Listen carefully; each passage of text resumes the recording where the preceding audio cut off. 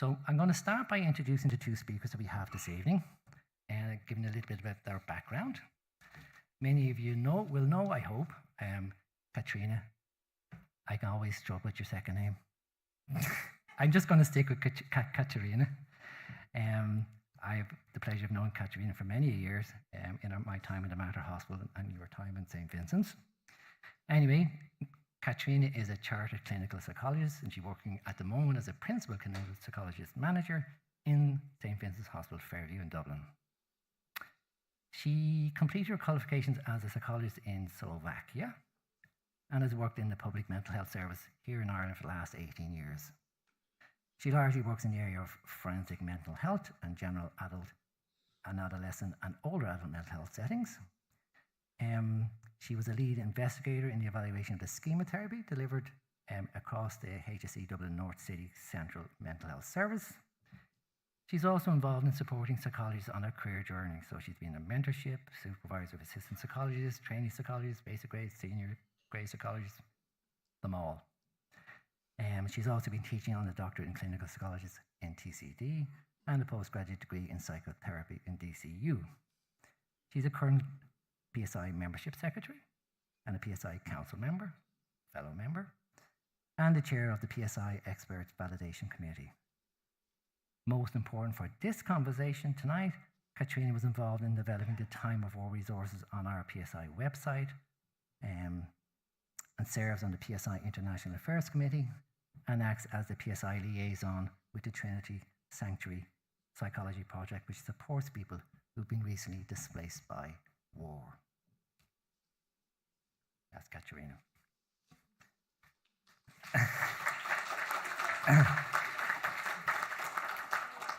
And this next bio is unbelievable.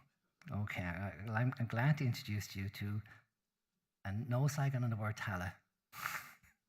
Talha AlAli is a psychotherapist, a psychologist, and an artist from Palestine. He has currently completed his third, as if two wasn't enough, degrees in the area of pluralistic counselling and psychotherapy. Talha has immense experience working with survivors of war-related trauma and survivors of political torture in Palestine. He's also worked for several years with Doctors Without Borders, or MSF, in several roles and different countries, starting as a paediatric counsellor in Jordan in a reconstructive surgery hospital for war survivors, mainly from Palestine, Syria, Iraq, and Yemen. Later became a mental health officer in Tripoli, Libya, starting a mental health project for migrants in detention centres, as well as providing counselling service to Libyans through local primary health care clinics. In 2017, Talha moved to a mission in the Ukraine, Donetsk Oblast, close enough, as a mental health activity manager to support the mental health teams there, providing psychological support for people living in Ukrainian villages at the Russian borders, where public health systems had collapsed. Following this, as if that wasn't enough, Talha moved to Dhaka, Bangladesh, to provide psychological support to survivors of sexual and gender-based violence and children exploited in cheap labour working in factories that lack minimal safety precautions in the urban slums of, oh my God, here's another word, Kamrangirchar, our two invited speakers. So I'm going to sit down now.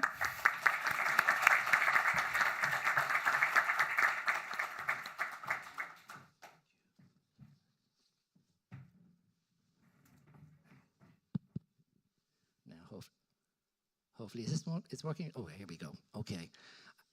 I'd like to start off this discussion, if I may, by simply asking you a question of why on God's earth did you consent to participating in this discussion, particularly interested in your area or your interest in this particular area or your skin in the game, as it were.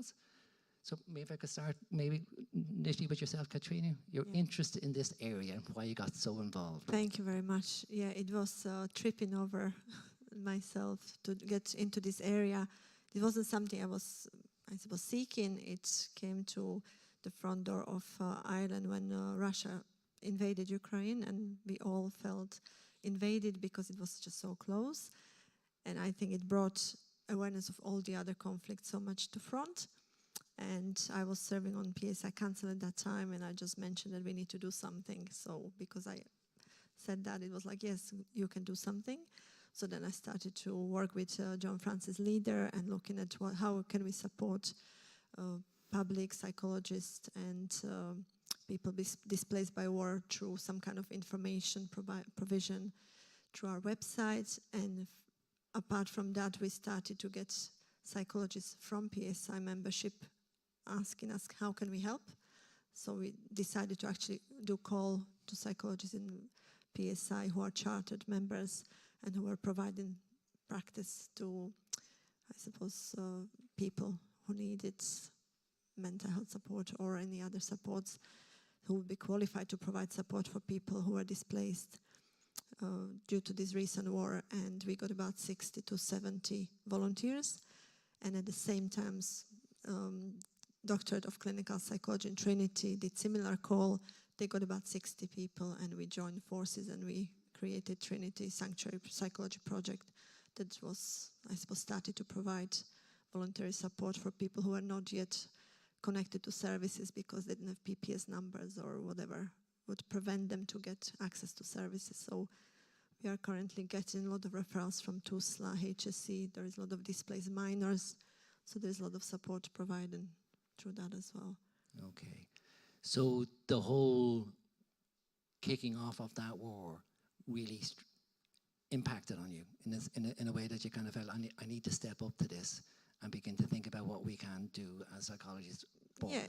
Yeah, as you said, like it felt like somebody needs to do something, and I feel like if not me, then who is going to do something? So I felt maybe why not me contributing to other people doing something. So I don't think I led on it, but I maybe was more talking about it and wanted to do something. And I think more people did think that I did, but I just kept talking about it.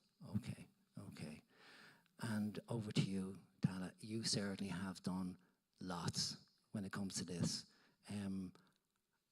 Again, I'm just going to ask you if it's a possible question to answer. How did you get interested? I know that sounds kind of obvious in some ways.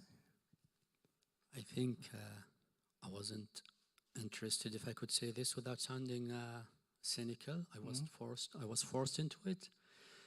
To begin with, I was born in Kuwait, the only brother or the only sibling who was born in Kuwait, because my father and mother were working there and we couldn't make it to Palestine.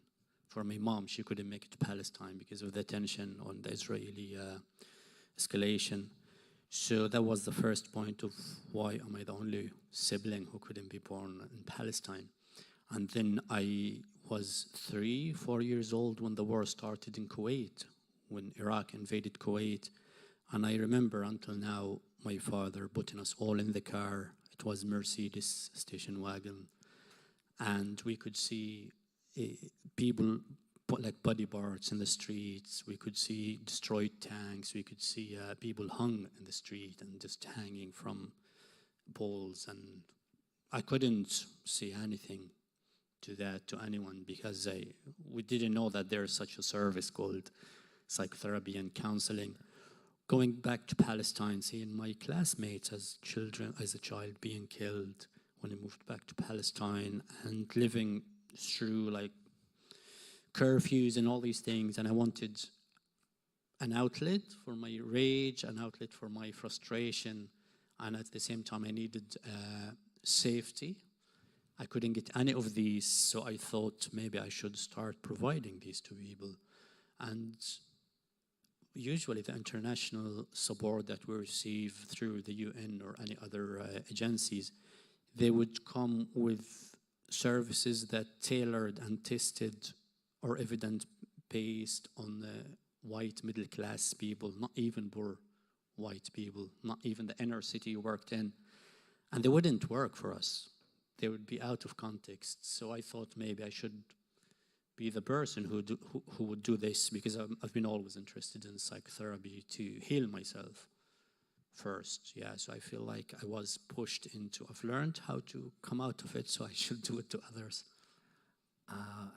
Absolutely. And that notion of rage that must have been experienced at that time, and I think in many ways that rage can often be channeled down dark places in some ways, and for you to somehow harness that, to shift it into thinking, okay, let me use that energy in some more kind of a productive way. My sense is that's what you're saying.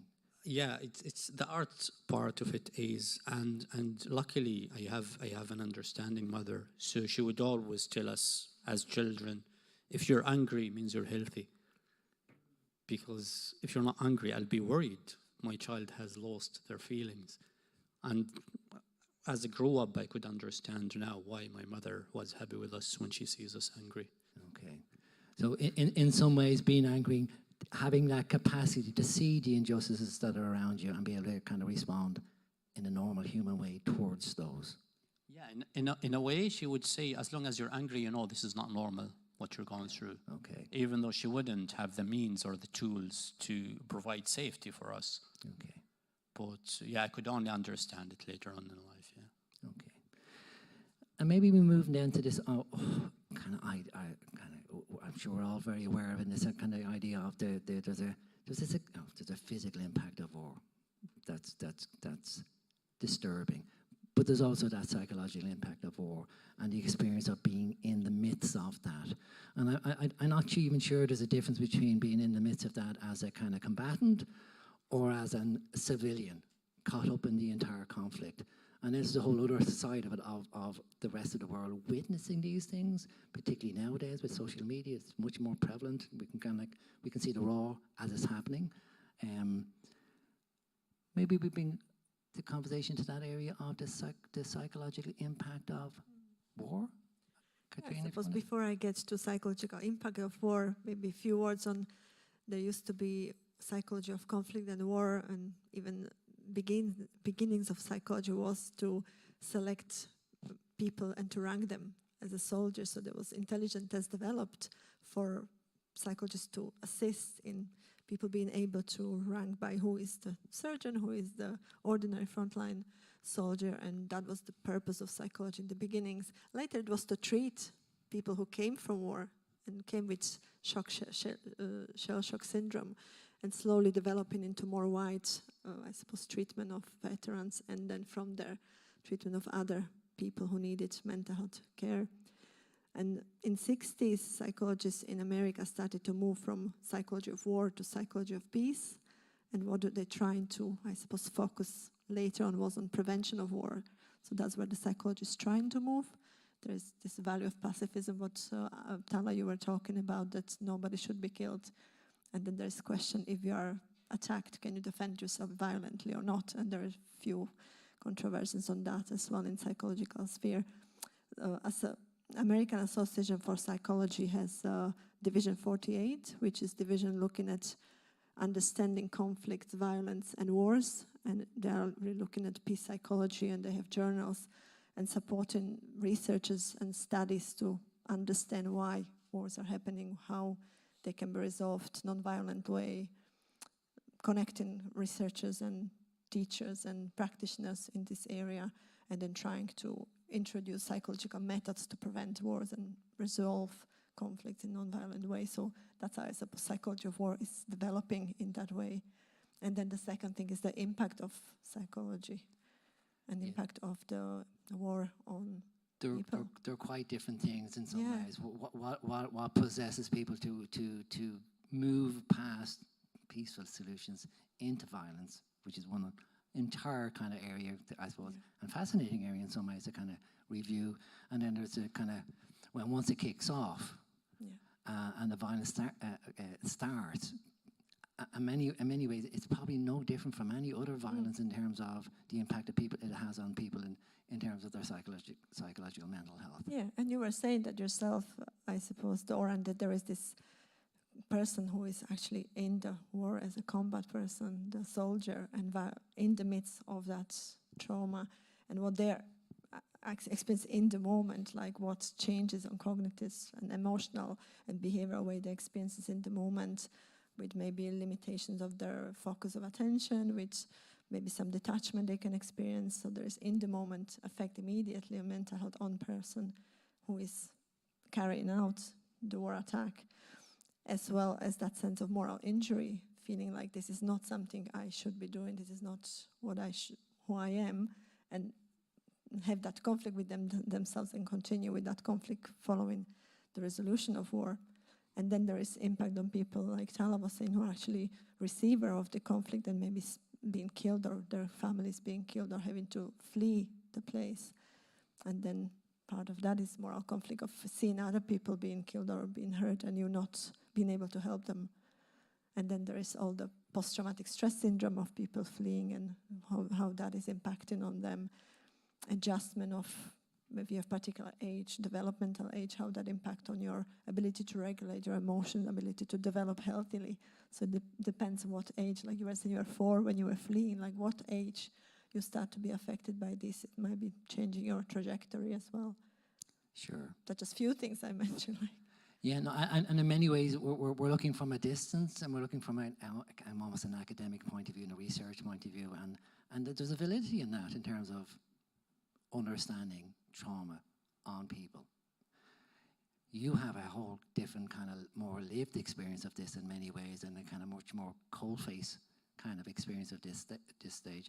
I'm wondering what your reflections are in terms of, again, that core theme of the traumatic impact on our psychological well-being of being in the midst of carnage. Yeah, I think to begin with, just to clarify that war is not only when they are shooting or dropping bombs at each other. Yes. War begins when injustice is imposed on people in a way where you mentioned peace, and peace is a lovely word, but you can't really live in peace without justice. They coexist, I believe.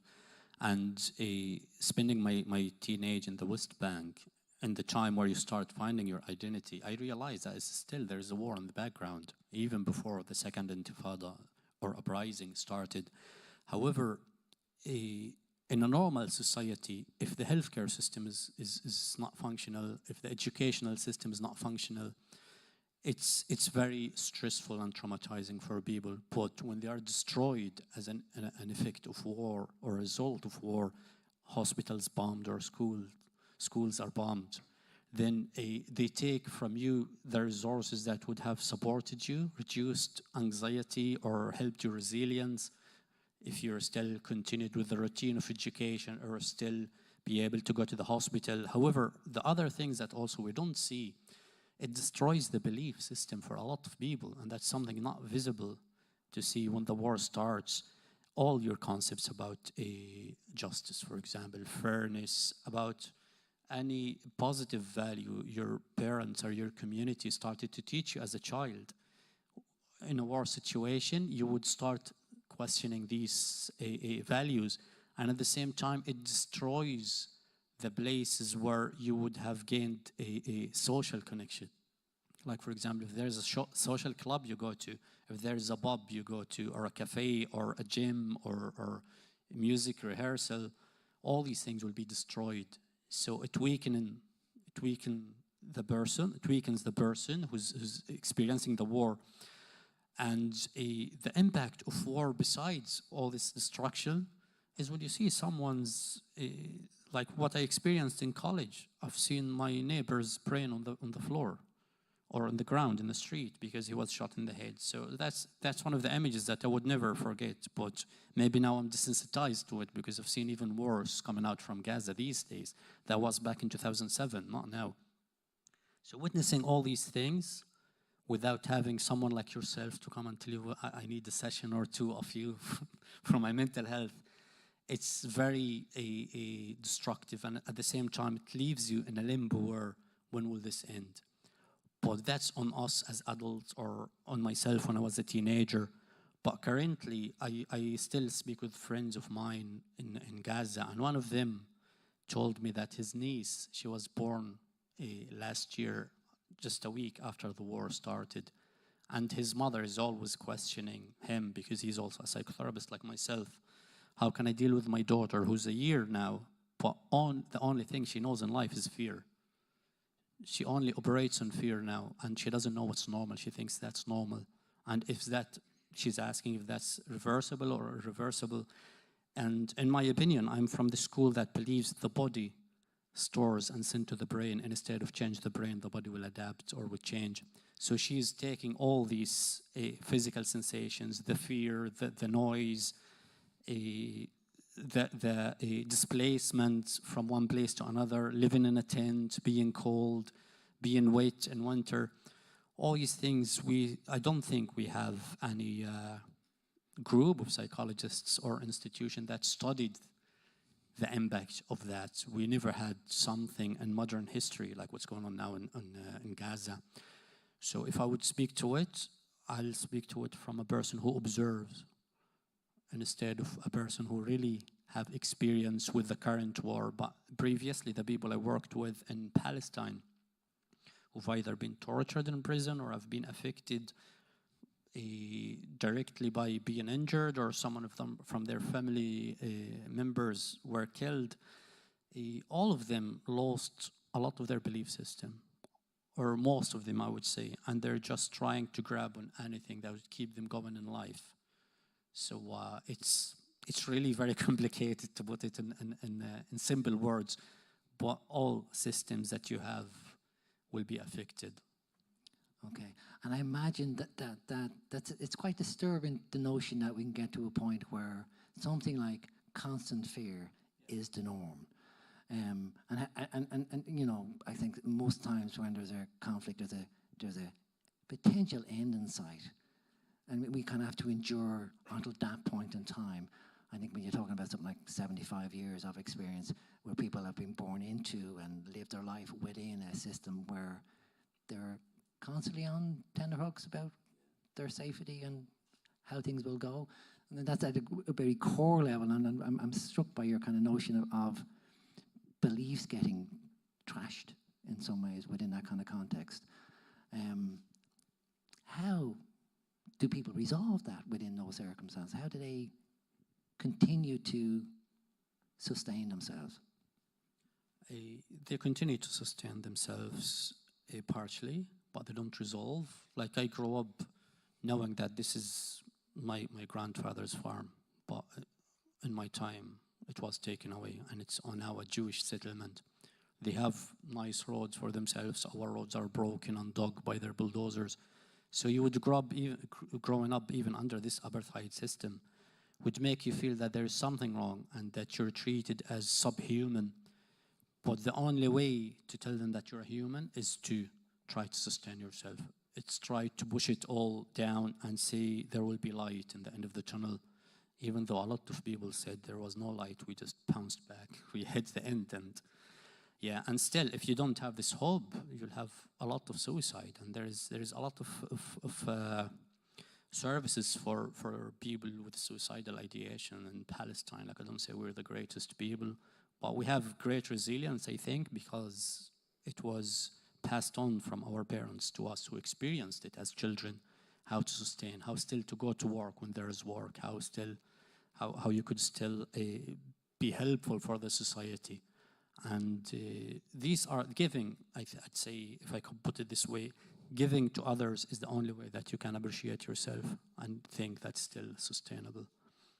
Okay. I would just say to that, that's what Talha is saying, that it was shown in studies as well, to have buffer by relationship, by connection with social community, if that's still there, and to take part in that can actually maintain some sense of resilience, even though obviously what you need is basic safety, and within that it's still complicating factor that there is no basic safety, as you're saying, but that connection with people, having support, the parents supporting their children, and somebody supporting parents if they are cracking or if they have mental issues.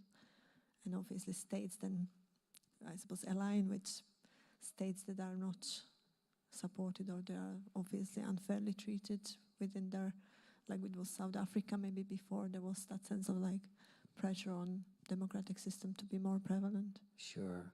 I mean, I can certainly understand the kind of the support that can come through a common foe that one might draw people together in order to tighten them in the face of that. I'm still reeling with the notion of living in constant fear. Just, it's like, without end in some ways, or the very simple notion of safety being kind of a term that makes probably not much sense and how you constantly live in a state of unsafety. What can be done? Any sense of that? What needs to be done? Other than ending the war, of course, that's number one. Yeah. That's a given. I think there's something very important. You mentioned how in the United States in the 60s they were doing research on war trauma and thing. And for me, it's very cynical how they are the cause of most wars on earth now and in the last 100 years. And at the same time, they tell you, look, we're sending a few psychologists to help you. I believe it's not the psychologists who would change, it's the politicians. So that's not a question that I could answer. Okay. Fair enough. Yeah, Sorry so for disappointing. I'm not sure the politicians are hearing as well as they might, unfortunately. yeah, so psychology of war would suggest that some sense of open communication and dialogue and reconciliation, and sometimes you need third party to help with that, which maybe Ireland was that third party in the past with some talks between Israeli and Palestinians, maybe. And sometimes you need somebody to come and tell two parties to settle, and it's like arbitration that they have to be made. Like after the Second World War, people are told where they could live and where they couldn't live, and what countries could be there and what couldn't be there. But it's the open dialogue and trying to bring those stories of people that, like Talha is saying, instead of shutting people down and making people less than, but people treating people equally. Sure. I'm going to try and avoid the political side of this thing because it'd be a rabbit hole I could go down and kind of get stuck in big time. I was struck by the earlier conversation I was having with you about the kind of the changing nature of war as well. I mean, it's gone from the days of where, you know, one combatant would face another combatant across the field and then they'd slug it out, as it were. It's got much more technical now, hasn't it? And in many ways, the human involvement has got much more detached. And we're back to that kind of thing of what it takes for an individual to find a way to engage in these kind of new destructive warfare tactics and live with themselves, I suppose. Well, it's a very important point here you raised. What I'm noticing since 2022 and until now, new tech creates new trauma. In a way, the technology that have been developed over time, in Israel, for example, in 2022, they were experimenting with the quadcopters in the West Bank. Now they're using them extensively in Gaza.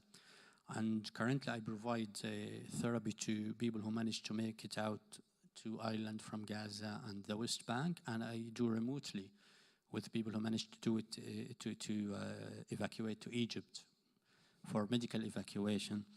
And all of them without exceptions, they have fear of blue skies. Fear of blue skies. Yeah. The kind of thing we love, blue skies, becomes an object of fear? You'll have to explain yourself. I was shocked because also, especially living in Ireland, seeing blue skies is amazing. But for them, it's quadcopters coming. And I have two clients, without mentioning more details about them, who lost children.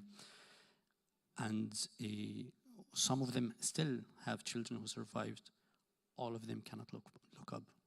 It's been 6 months for them, or 7 months, or 8 months outside Gaza. They can't raise their heads because it feel like. And one of the boys I work with, he said, "I'm afraid if I look up, the quadcopter will come for me. I don't want to see it," even though they are living in Egypt now, and they don't have quadcopters. So the new technology created a new form of trauma that we couldn't imagine that it happens. It could happen, and they said, whenever you move, it starts shooting. So I don't know how it operates, but it seems like it shoots at anything alive that starts moving. Would be shooting at people, at cats, at dogs, at everything. Okay. And that means... And you're kind of saying it shoots, not he or she shoots. You see, it would be not ethical for me to ask them how it operates, but one of them mentioned that it's too fast for someone to run it. When you move, the response. So I don't know if it runs off sensors or cameras or whatever it is, But even like I used to be a gamer for many years in my life in college, and I know you'd have fast reaction when you're a first-man shooter or a first-person shooter. But the way they described it, it's not someone would be fast enough to do it. However, this is very technical. The point I'm trying to make here is that those clients I work with, they fear the sky, the blue sky especially, because it happened for them before winter and before it was cloudy. And they described it as something would shoot immediately as you move or as you make noise. And I would expect to see this in a film, and I'd think the film would be overacting. And the way they would show you these drones, you would think this film is a little bit of parody or satire or something like this, but it's now real life. Yeah, so this new technology bringing new trauma is something I haven't expected to face with, and to be honest, I don't know how to work with. Sure, no, it is disturbing. Almost the implication there that there's an artificial intelligence behind these things that are set up to go and, as you say, shoot anything that moves, that it picks up indiscriminately in many ways, from what I gather. Whew, okay. Can I you say wanna something? Another thing we wanted to do with this talk was to bring some hope and solutions. Okay, no. Yeah. We were going to get there. We won't forget to. Feel free to pick up that theme. Yeah, so just to say, as I suppose Talha mentioned a few times, he became psychotherapist and he went to work in the areas that were very heavily influenced by this. But we have Ireland, and we receive a lot of people who are fleeing the war and conflicts. And there are many people who need our support here as well. And we know that sometimes trauma doesn't start when you are in the war conflict, when you're fleeing on the journey, when you come and you don't know what you're doing in the new country, but then adjusting and those changes, like when people start to arrive after Ukraine-Russian war, there was a lot of welcoming and open arms, and that started changing in a year. There was very different conversation we had a year later, with people feeling overwhelmed, with people called immigrants or refugees or people displaced by war. And there started to be a lot of movement in politics about naming that as a problem, a lot of people protesting, people start to feel unsafe being in immigration protection office system. So there is a lot of, I suppose, what we can still do in Ireland to support, not re-traumatize people who already were going through something like you were describing. And we have a lot to learn here as well. I agree with you. We have a huge amount to learn as well. And I'm just wondering, maybe if I return to yourself, in terms of anyone, like either the general public who's kind of come into contact with someone who has been traumatized in this kind of way, or professionals indeed who might choose to work with people who've had these experiences, any key things you would advise them? The very important key thing I would advise them, and that's something I was guilty of in the past, there are many other things to their life than the trauma. But the experience they face, people who meet them would only show them empathy because they're traumatized, and that's a little bit dehumanizing in my opinion, because they have hobbies, they have things to do in their lives, they have jobs. It's not, oh look, I'm sorry you're traumatized, and they remind them of their trauma. So that's the first thing I would advise, especially a lot of the people here are professional. See them as humans, and trauma is a small part, or maybe a big part of their life, but not the only thing to themselves. And another thing, just see what they're comfortable with to share or be open to, and respect if they don't have the response you expect, because some people are still who are traumatized, not in contact with their senses as we are, because still their body is processing what they went through, what they survived. And sometimes they would try to not be a burden on you. So they would be denying a lot of things that you would offer them, not because they don't need them, but because they feel like they're a burden, especially that everyone treats them as you're a traumatized person. I'll show you empathy. Yeah, and maybe the cultural stereotypes to not be thrown at them. Especially I work with someone who was in Egypt, evacuated to Egypt. And she's a woman from Gaza, and she doesn't wear the hijab. And she was getting services from a British group who went to help. And the first question they asked her, did you take off the hijab after you left Gaza? And she was like, I wasn't wearing it in Gaza. But it's, you see, these stereotypes of now you're out of the darkness and we will help you, makes them reject to even deal with you in the future. So throw all your judgment away and try to listen to them, try to see how they would tell the story about themselves. Okay. I do like those points. Time, patience, kind of suspending judgments about what you are witnessing at that moment in time. But that other point where it seems such a simple thing to say, and it's causing me to think about other things as well, is the idea of see them as humans, much more than the trauma that's in front of you. There's a much more deeper, broader kind of experience to the person in front of you. But in that word, see them as human. Part of me thinks if we could see them as human, we wouldn't shoot them in the first place. And I think maybe, I don't know if you have any... That's, yeah, you see, this thing is very interesting now. Growing up in the West Bank, in every checkpoint, going to college or back from college and all that, the Israeli soldiers would be saying to us, you're animals, you're not humans, you'll all be dead one day. And a personal thing that I've went through, when I was 15, I was hit by an Israeli car in my village in the West Bank, and we couldn't sue the driver in the West Bank because we don't have any power over Israelis. So my parents found a solicitor from Israel, an Israeli citizen, and he tried to take the driver to court there, and the court itself, they said we can't sit it for him, he's not human. And they have a term for us as well. That was the first thing. And then in 2003, in December, on the 8th of December, or the 7th of December, my father called the ambulance to come for my brother who had kidney failures. And it took from 8 in the morning to 1 in the afternoon to arrive because of the checkpoints. And it was only 12 kilometers away from the house. And they could make it to the hospital at 2 a.m. the next day, but it was too late.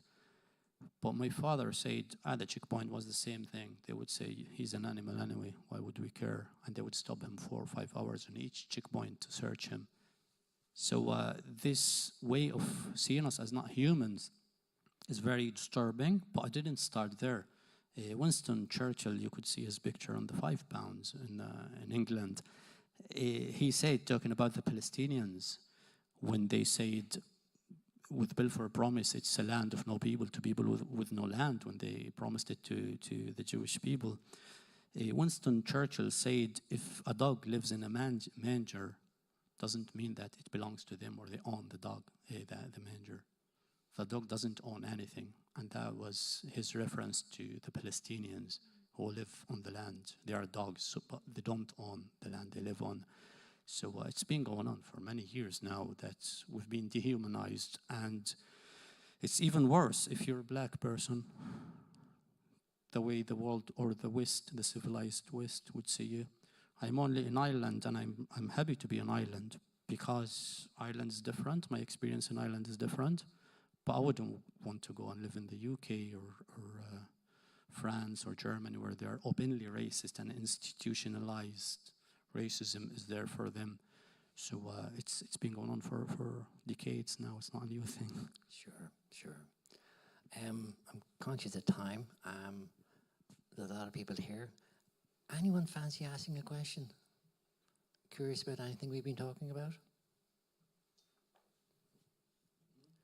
If you just wait, there's a guy will come with a mic, hopefully, to you. Maybe not. Oh, here she is.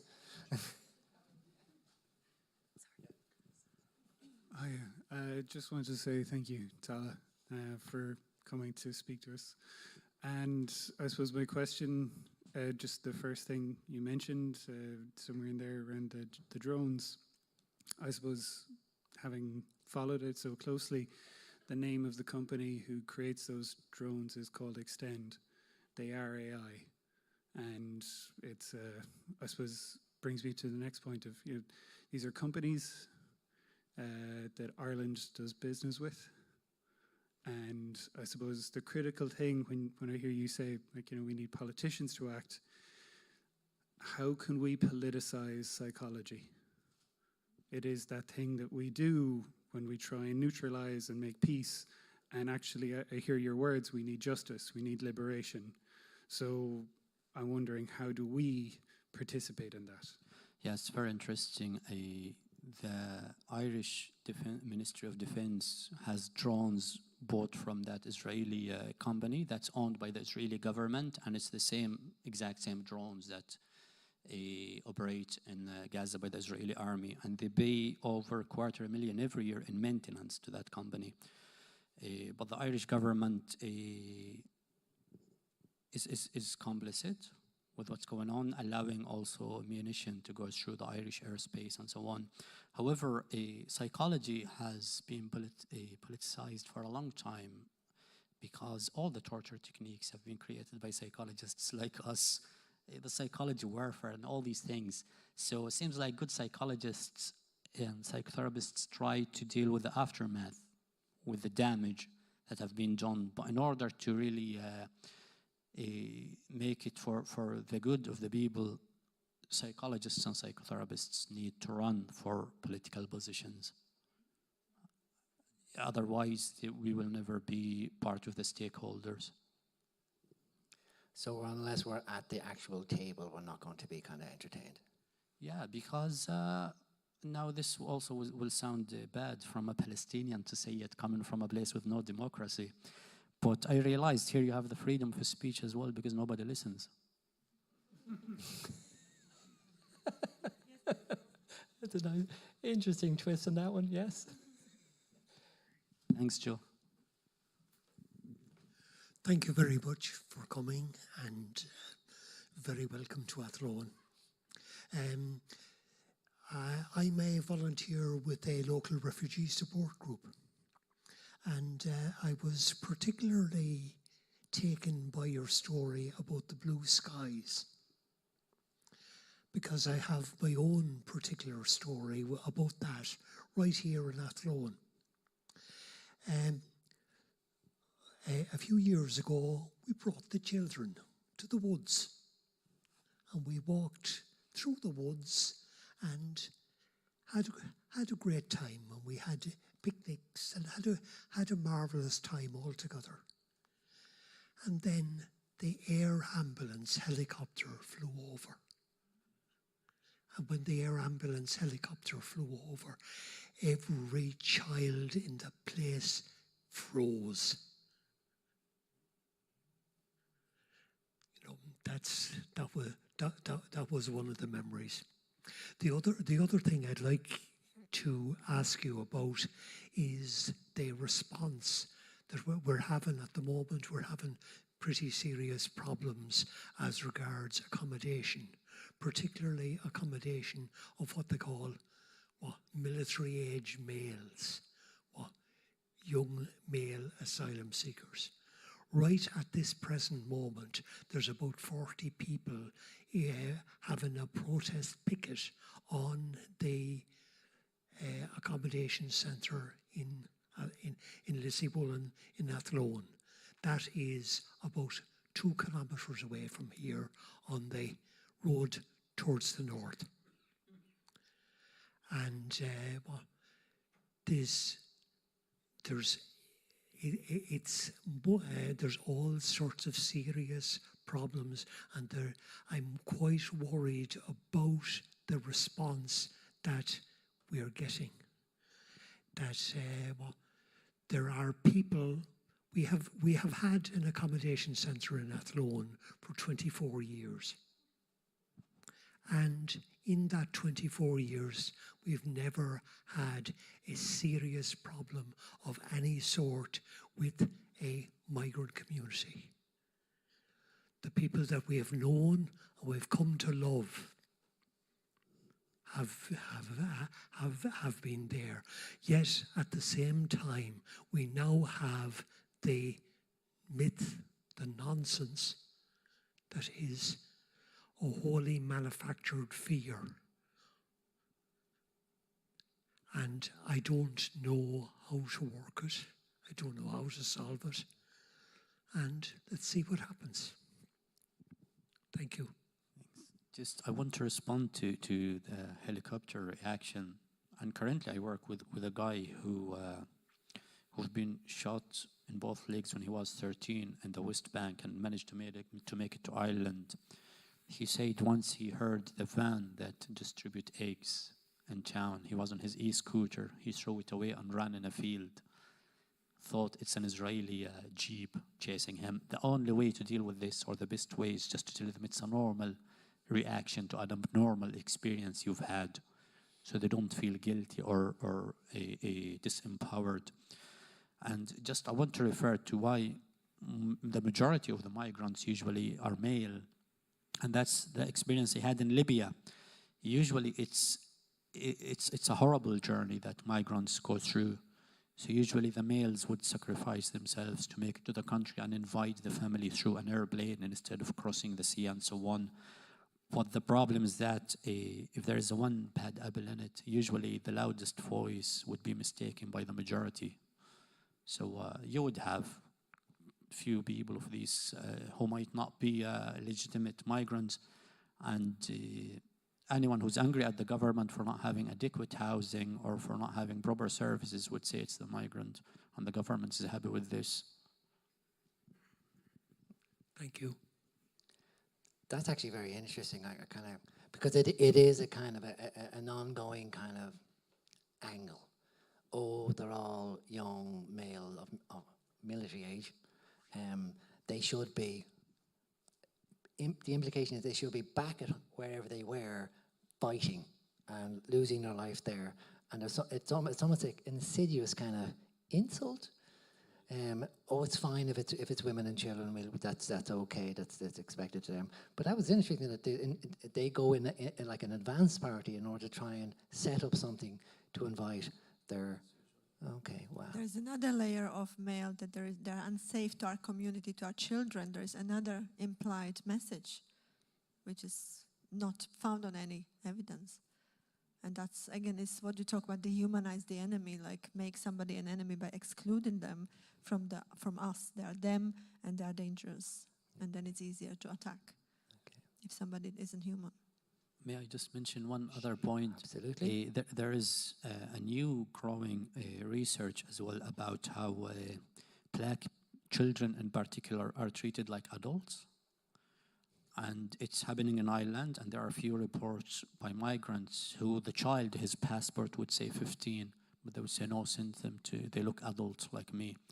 So I mentioned before, black people has been dehumanized more than us by this part of the world, but it's even happening by service providers where they would treat black children as adults, and that's something just as professionals to be worried about if someone around us doing it, just to at least make them aware of not doing it, educate them. Yeah, we had similar experiences with displaced minors who were being assessed by medical professionals as instead of 15, 16, being over 18 and lost all the supports that they get as minors. And they were moved to different places with people they didn't know and couldn't go to education anymore. There was a massive impact on that development then. Okay. We're getting towards the end of our hour. I know we're scheduled to be here late 8 o'clock, but there was someone else supposed to be here who hasn't turned up, so it was actually, we just prepared for an hour. Any other questions or observations anyone would like to make? Oh, lady down there. Does a person coming in behind you there with a mic? Hello, Talha, you're an artist. Can you say something about how making marks, making art helps you? Something that helps me? Yes. Yeah, as an artist, yeah. I think art is one of the things that keep me sane. And it's a way to channel. It's as Freud described it, it's sublimation. It's having all the bad energy going out in a socially accepted way or form. So yeah, through music, I think it's a release for me from my anger. It's a self-care. Yeah, so it's. I think without it, I would have haven't done as much as I'm doing now. Yeah, especially sometimes you physically can't do things outside, especially as well if you live under curfew in Palestine. So you need to do something inside the house. Yes. Yeah, so I believe that's what helps me, yeah. Or one of the things that helped me. Other things that helped me as well, my father-in-law sitting there came to support me today. He doesn't like attention, but yeah, so Ireland is very supportive. Irish people are great. So, they also help me with finding platforms to channel my music and to come and listen to my music. Excellent. Thank you very much. Do you have any gigs coming up? No, I just an opportunity to. I just performed in the national demonstration last Saturday. You know, if you support Palestine and come to national demonstration in Dublin, usually either speak or perform there. On the 28th, it's the day before the elections, in the Teachers Club in Dublin, Bernal Square. I'll have a small gig as well, if you want to. Okay. Any other questions? I probably could take one more, and then we might finish up for the evening and let you go and let the hair down, as it were. Lady at the front here.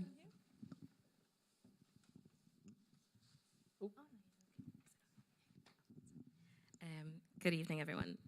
Thank you so much, Talha and Katarina, and yourself, Lauren, for facilitating. It's really nice to see this lecture be held here at the PSI conference. And I actually wasn't going to say anything because I'm still quite emotional from what you shared, Talha, so I wasn't sure if I wanted to speak, but I will anyway. I think as psychologists, we can do more, and I think we should be doing more. I think advocacy for myself, anyway, as a psychologist, is a big part of my work. And I think valuing the power that we have in society to influence people, we shouldn't underestimate that. I think we've huge influence in that way, and we need to. I know a lot of us are advocates on an individual kind of client-to-client level, which is really helpful, but I think we can extend that to societal level as well. I think as a society, as the PSI, I think we can be doing more to lend our voice and our opinions, our thoughts, our expertise even on what is happening in the world, particularly what's happening in Gaza, what has been happening in Gaza for decades now, and in Palestine as a whole. And I wonder, perhaps, what are the barriers that maybe prevent us from doing that on a more societal level? And also, what is it about this particular issue where we just can't seem to name the thing that's happening? We can't seem to name the injustice. We can't seem to name the apartheid. We can't seem to name the genocide that's actually happening. I wonder about that as a member of this profession. What is it about that we feel so uncomfortable with? So I guess it's not really a question. It's just more my own wonderings around how we as a profession and as professionals respond or react to this particular issue. Because I think we were quite quick to react when Russia invaded Ukraine, which absolutely we should be reacting to that. I don't know if we were so quick to react in this particular instance, which is why it's really heartening to see this lecture taking place now. I don't want this to be me saying we need to disregard the work that the PSI is doing now. I think the PSI is doing really great work, and I think the conference as a whole has lots of different panels and topics around this particular issue, which is really nice to see. But I think we could be doing more to lend our voice on a more national scale, and to be a little bit stronger with our words, really. So, yeah. It's certainly nice to hear that. I'm speaking personally now. That sense of,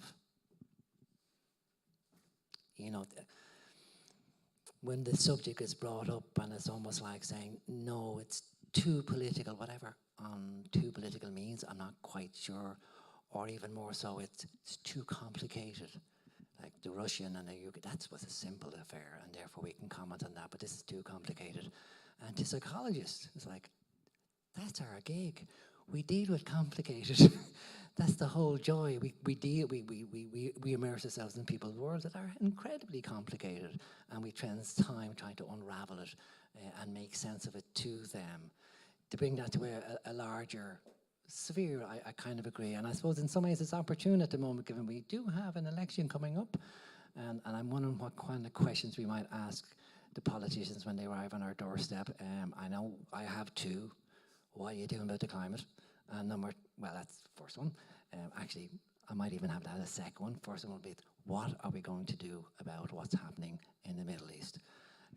I would like to add to that as well. We have now special interest group for human rights, and I would like somebody like yourself to join Voices of PSI in maybe running for council and running for those, I suppose, committees that are representing the voices of members. So we need you, people like you there, to speak up. That's very Katarina. It's not the first time you've mentioned that, so now I'll get you at the end. You gotta walk the walk.